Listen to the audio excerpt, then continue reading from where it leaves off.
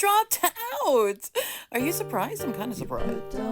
This afternoon, Biden tweeted this letter saying, "My fellow Americans, over the past 3.5 years, we have made great progress as a nation." Have you asked the nation that? Today, America has the strongest economy in the world.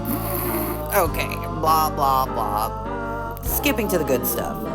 "It has been the greatest honor of my life to serve as your president, and while it has been my intention to seek re-election, I believe it is in the best interests of my party and my country, because we have both been shouting at you, for me to stand down to focus solely on fulfilling my duties as president for the remainder of my term," because clearly that's difficult enough for you. I'm so sorry, sir. Even the youngest boomers are hitting retirement age at 60 to 78.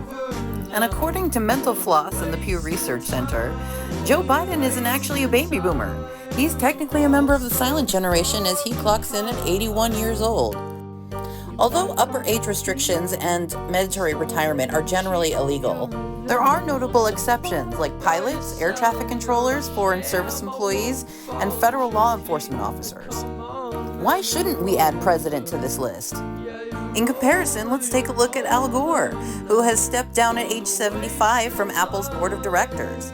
In fact, 69% of Fortune 500 companies have a mandatory retirement policy on their board of directors. How come the corporations that own this country are smart enough to know when their leaders are no longer capable of making decisions? But legally speaking, we're not? So why am I so excited for this?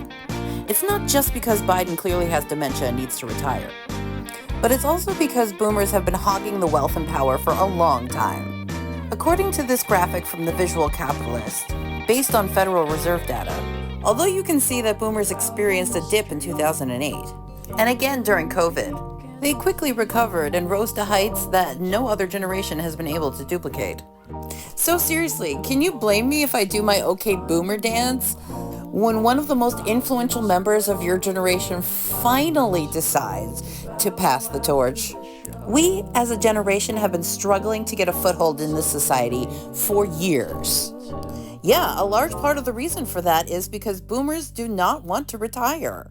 If you want us to get off your couches and move out of your basements, then you need to let us into your offices, even the highest one.